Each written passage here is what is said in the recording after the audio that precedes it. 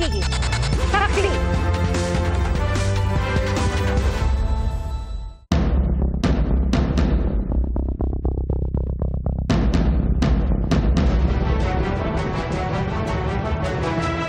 Mga kapuso, bago sa saksi, lalo pang lumakas at isa ng typhoon, ang bagyong Uwan.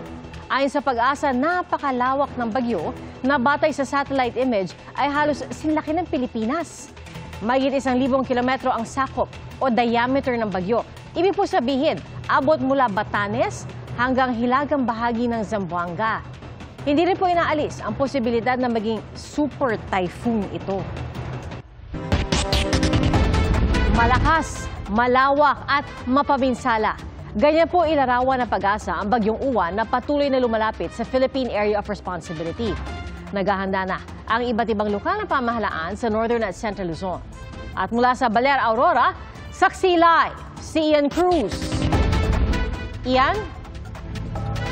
Pia, dito nga sa Aurora ay maagang nagpulong-pulong ang iba't ibang ahensya ng pamahalaan para nga paghandaan ang bagyong Uwan at ang patuloy na panawagan ng mga lokal na pamahalaan, lumikas na yung mga nakatira sa flood-prone at landslide-prone area para makaiwas sa peligro.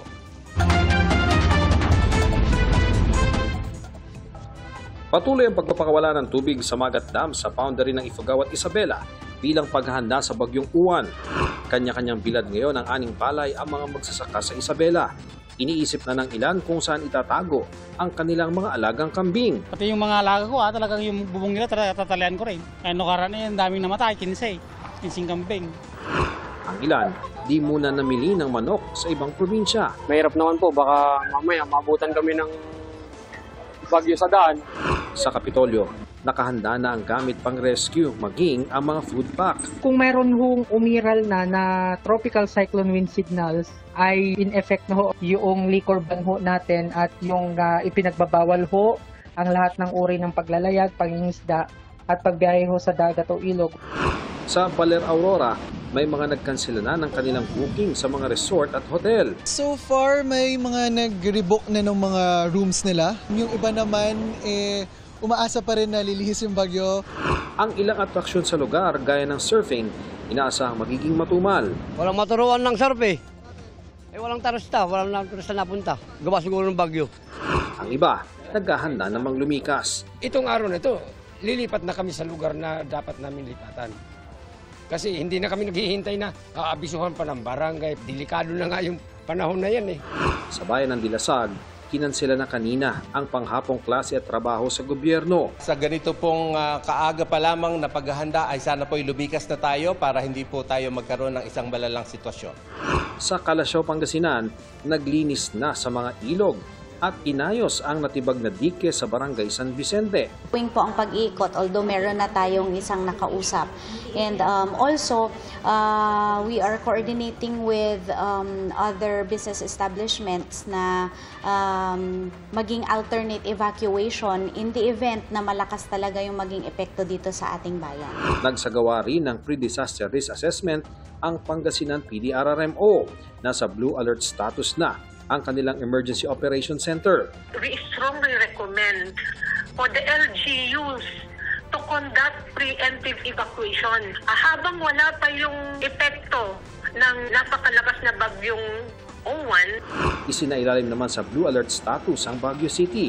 Ibig sabihin, activated na ang command centers ng mahigit 100 barangay para ma-monitor ng CDRRMC ang kanilang paghahanda.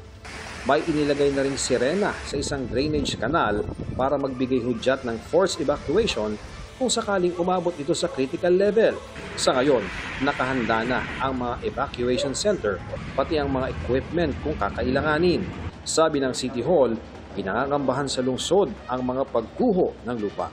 Common dito sa amin is yung rain-induced landslides.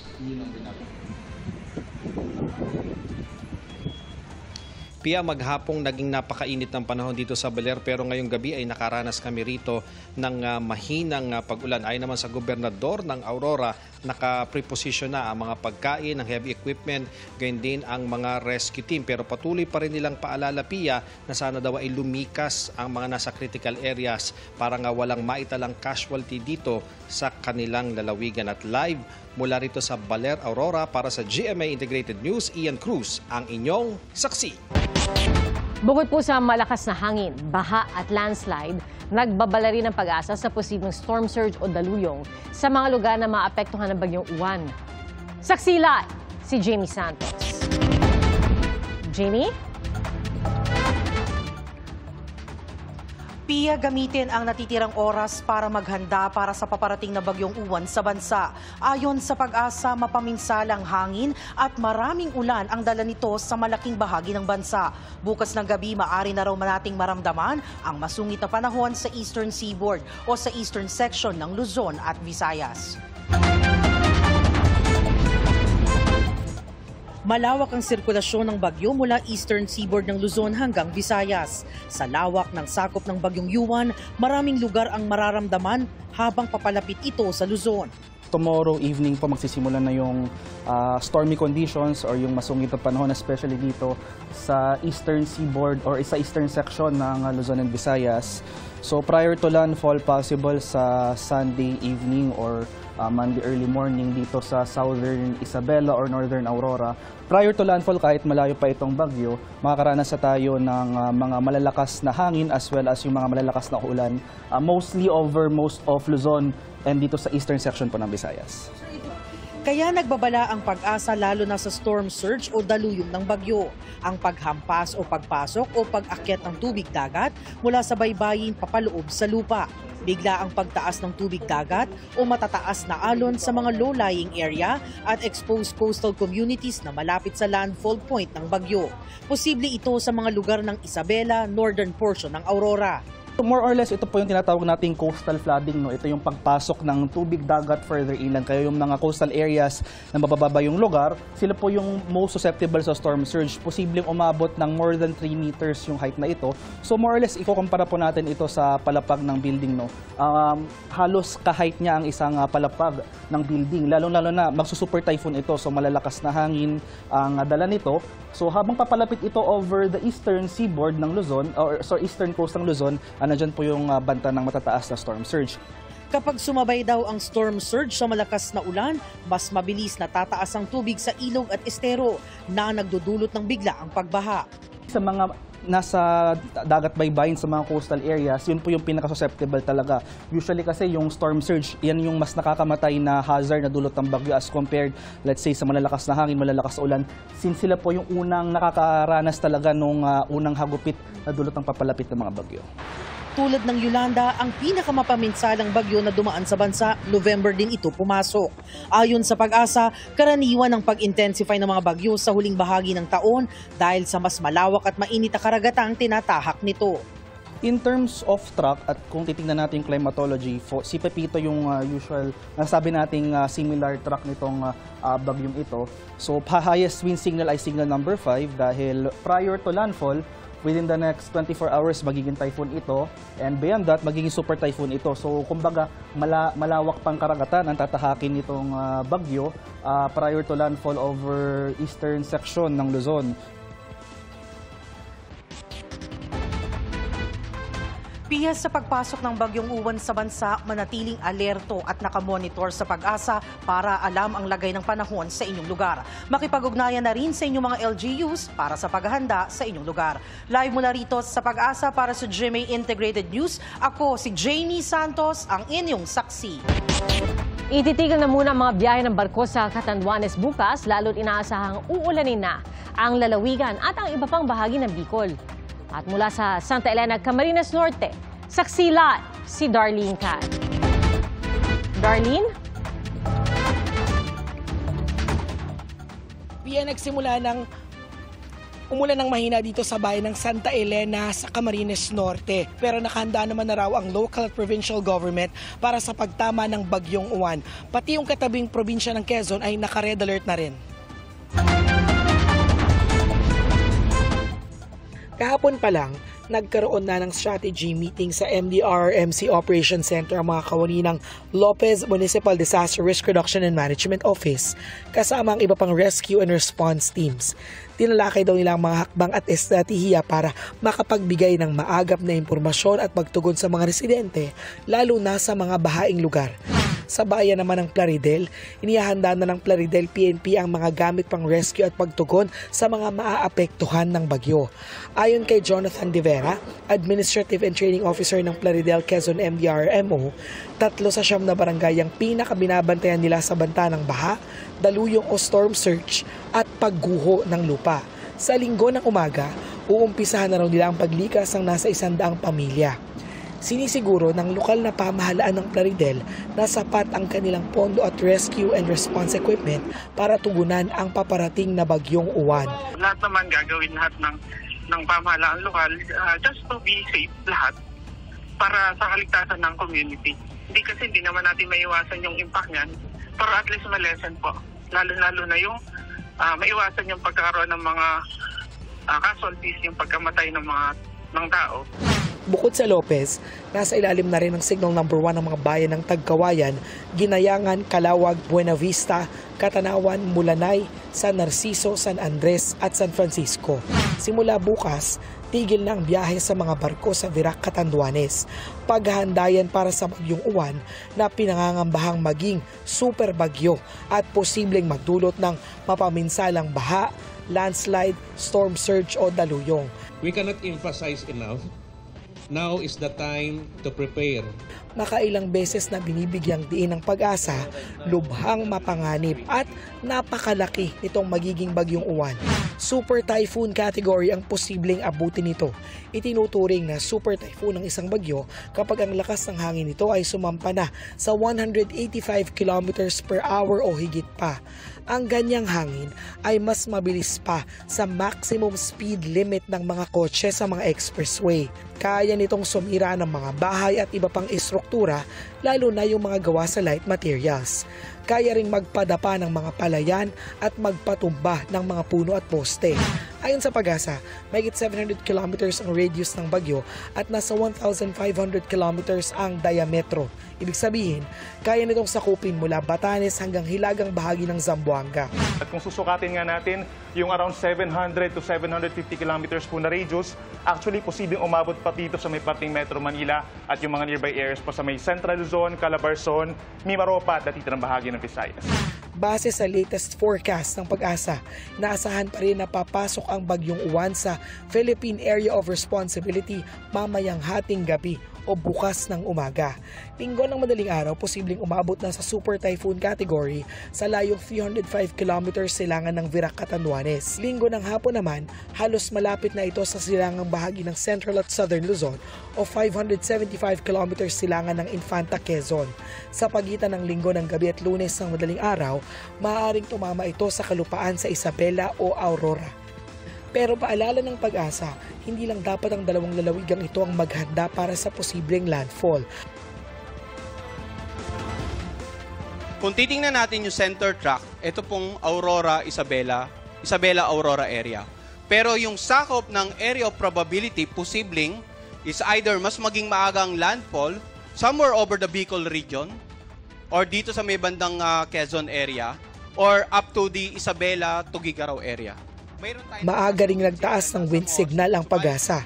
Signal number 1 ngayon sa timog silangang bahagi ng Quezon, silangang bahagi ng Romblon, pati sa Camarines Norte, Camarines Sur, Catanduanes, Albay, Sorsogon at Masbate.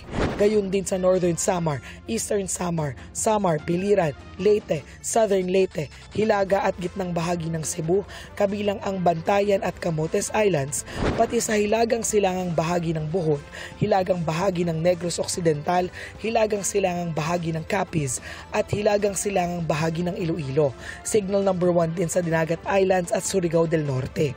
Bukas ng hapon hanggang linggo ng hapon, mahigit 200 mm ang inaasahang ulan sa Camarines Sur, Catanduanes at Albay.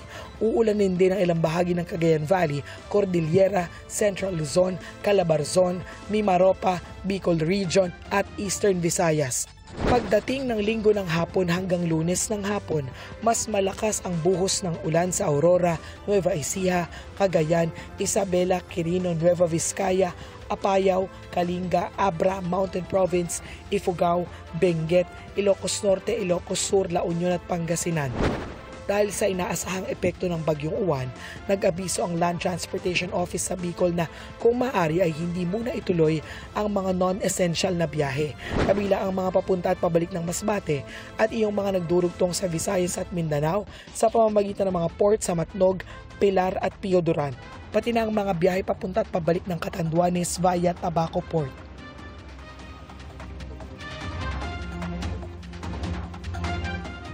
Yan nagsagawa na ng pre-disaster risk assessment yung probinsya ng Camarines Norte bilang paghahanda para sa bagyo.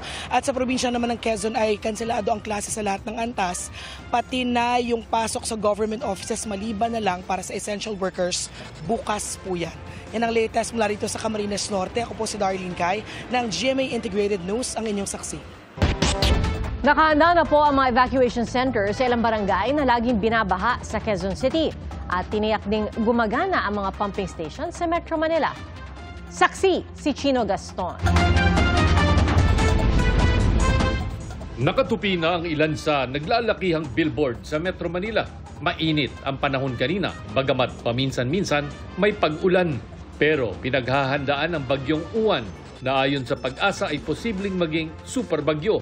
Kapag malakas ang pag-ulan, kung sustained siya for several hours, likely mag-cause ng floods and landslides. Alam naman natin sa Luzon, maraming areas ng mga mountainous, low-lying areas.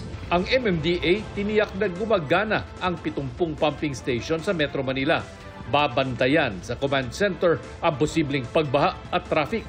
Nananawagan ng MMDA sa mga mall operators sa Luzon na gawing libre ang kanilang parking spaces para mapaglagyan ng mga sasakyang posibleng maapektuhan ng baha. Ayon sa Pag-asa, posibleng umabot sa Signal Number 3 ang Metro Manila, Signal Number 5 sa Northern Luzon. Sa barangay Bagong Silangan, Quezon City, handa na rin ang evacuation center.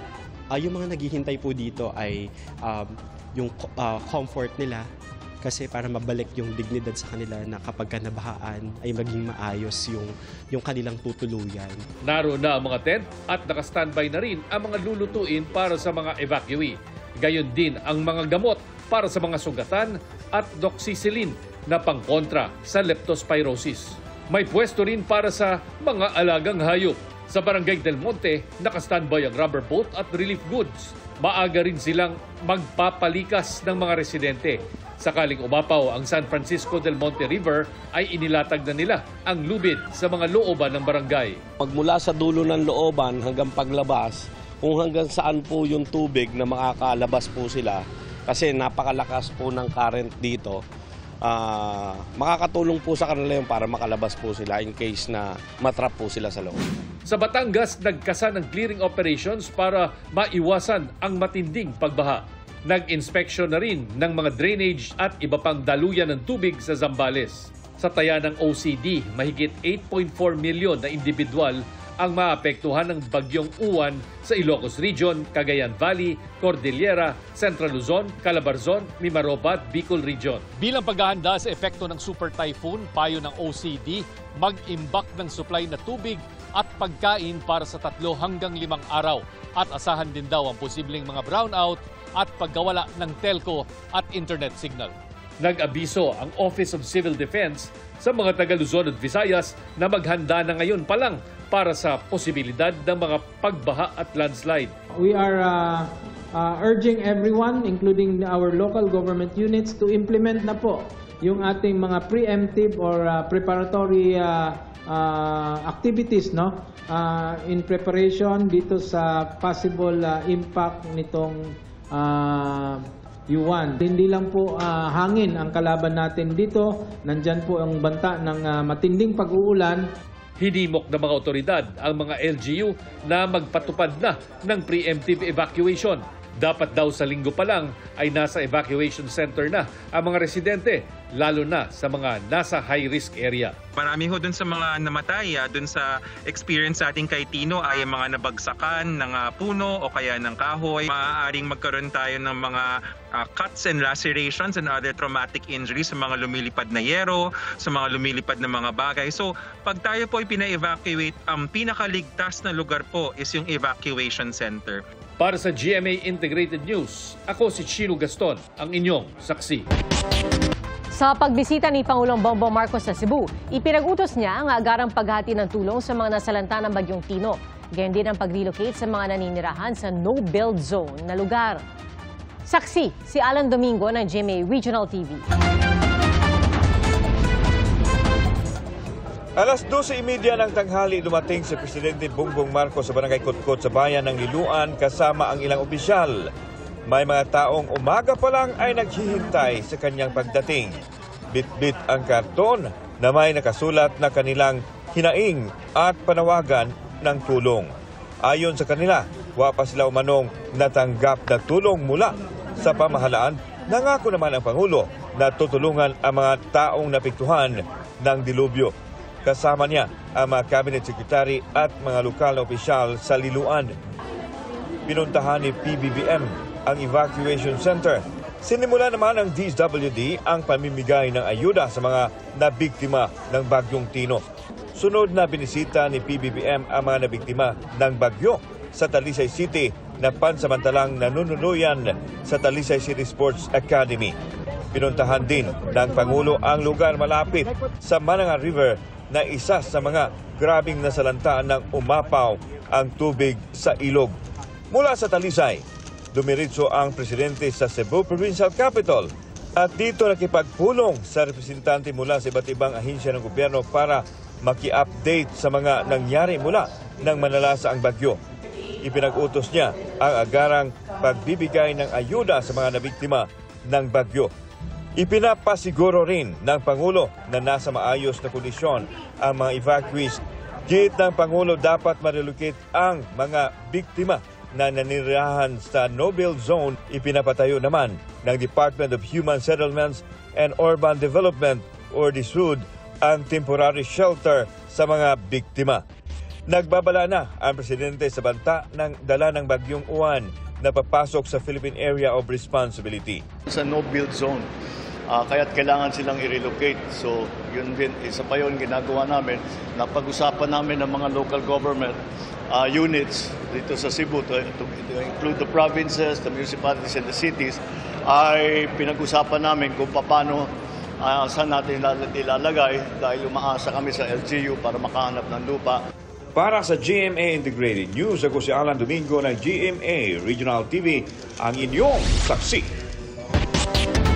Umabot na sa 188 ang naitalang nasawi dahil sa Bagyong Tino ayon sa pinakahuling tala ng Office of Civil Defense. Sa lalawigan pa lang ng Cebu, 139 na ang naitalang patay. Sa Cebu City, labis ang hinagpis na isang padre de pamilya na namatayan ng 10 kaanak. Nakaburol ngayon sa Barangay Bakayan ang mga kaanak ni Bernardino Son, kabilang ang 5 sa 6 niyang anak. Ang kanyang bunsong anak at isang manugang nawawala pa rin. Sa Canlaon City, Negros Oriental, nakahambalang sa kalsada ang mga batong inanod ng baha mula sa Bulkang Canlaon.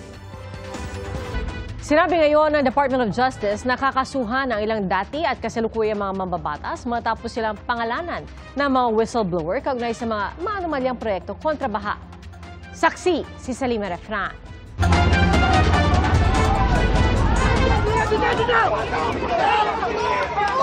Pagpasok ng convoy ni Ombudsman Jesus Crispin Remulla sa kanilang tanggapan sa Quezon City, sumugod ang mga relistang nananawagang may managot sa katiwalian sa flood control. Nakagirian nila ang mga pulis Quezon City na nakaharang sa gate. Ilang relista ang sinubukang pang umakyat sa bakod. Nagkahatakan at tulakan.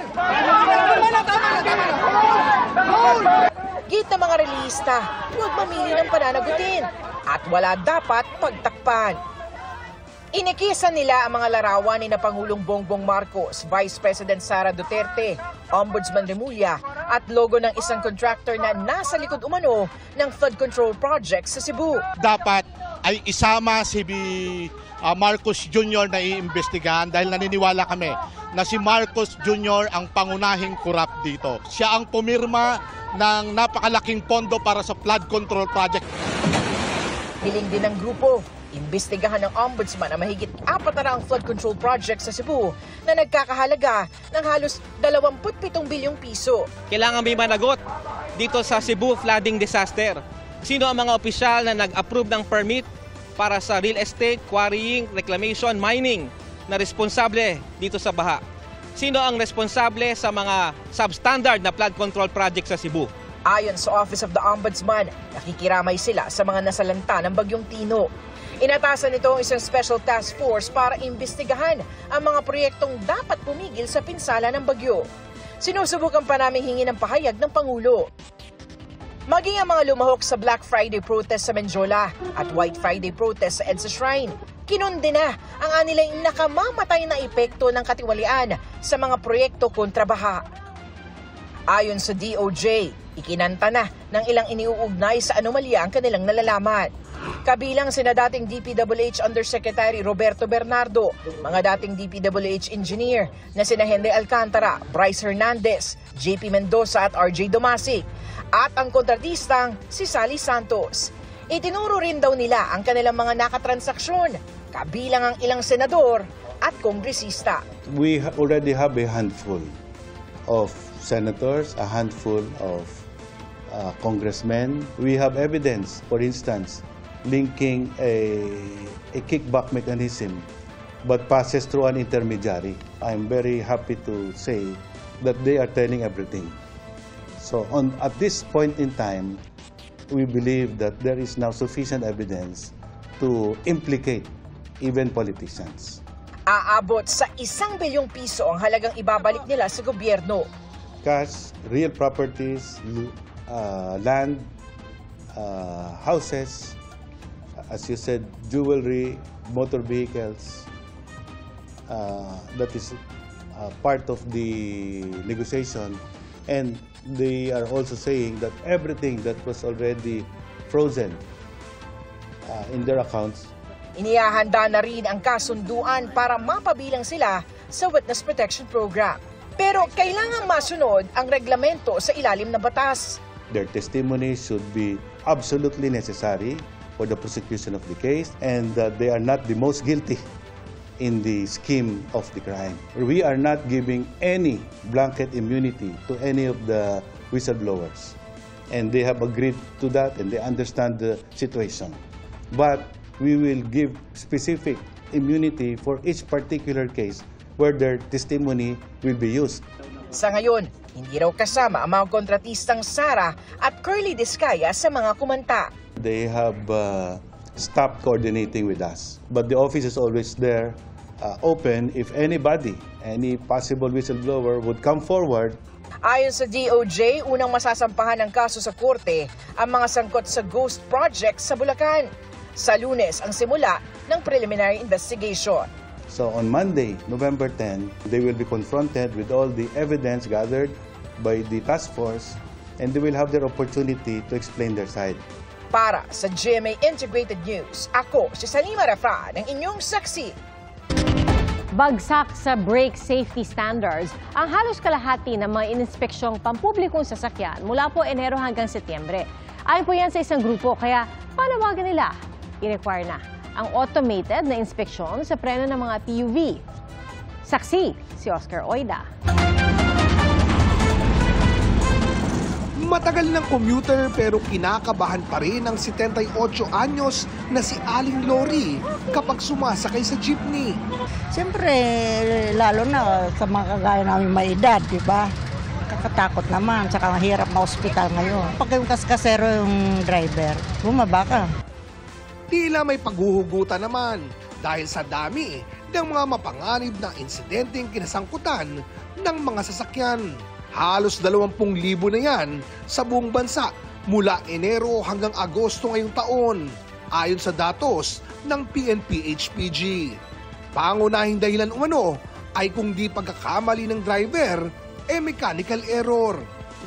Kaya ngayong World Day of Remembrance for Road Traffic Victims, may panawagan ang Vehicle Inspection Center Operators Association of the Philippines o VCOAP at mga road safety advocates.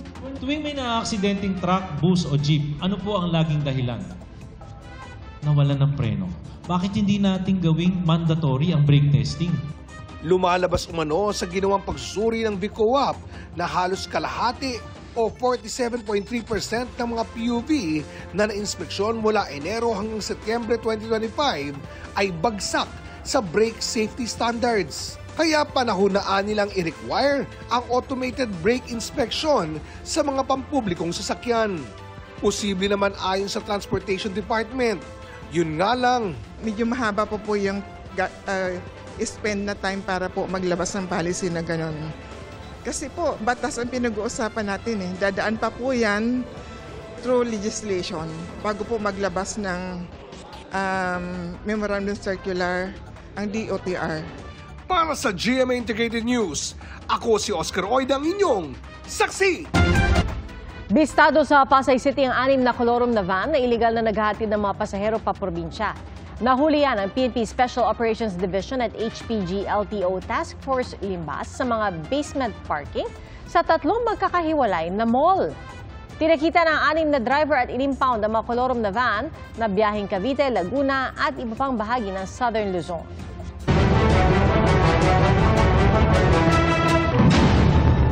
Bago sa saksi, pumasok na po sa Philippine Area of Responsibility ang bagyong Uwan. Batayan sa datos ng Pag-asa, alas 10 ngayong gabi. Nauna nang inanunsyo ng Pag-asa na isa ng typhoon ang bagyong Uwan. Hindi pa rin isinasantabi ang posibilidad na maging super typhoon ito. Alas 11 ngayong gabi, inaasahang lalabas ang susunod na bulletin ng Pag-asa. Para po sa mga naniniwalang coffee is life, ginaganap ang Coffee Festival sa Marikina City at tampok ang iba't ibang klase at timpla ng kape. Saksi si Von Aquino.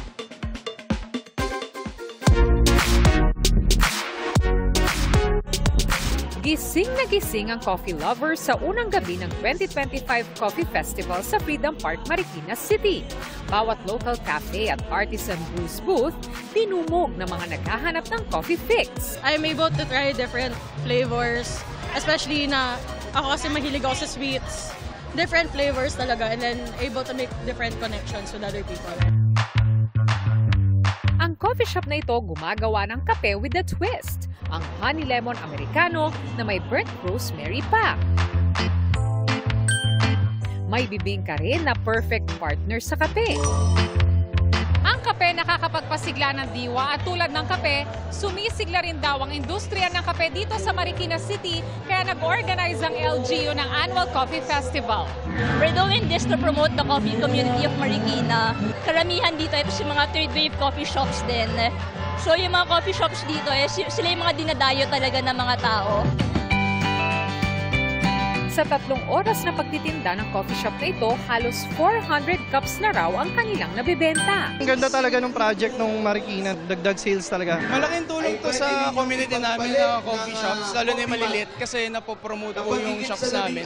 Nakikilala po kami sa area namin. While it helps the brand and the shop a lot, mas maganda kasi dahil kasi parang these kinds of events kasi really helps the community, especially the local coffee community in Marikina. Magtatagal ang festival hanggang November 9 mula 8 a.m. hanggang 10 p.m. Para sa GMA Integrated News, Von Aquino ang inyong saksi. Paalala po mga kapuso, lubhang mapanganib ang paparating ng bagyong Uwan. Manatiling alerto at tumutok sa GMA Integrated News para sa pinakasariwang balita tungkol sa bagyo. At salamat po sa inyong pagsaksi. Ako po si PR Kanghel para sa mas malaking misyon at sa mas malawak na paglilingkod sa bayan. Mula sa GMA Integrated News, ang News Authority ng Filipino. Hanggang sa Lunes, sama-sama po tayong magiging saksi! Mga kapuso, maging una sa saksi. Mag-subscribe sa GMA Integrated News sa YouTube para sa iba't ibang balita.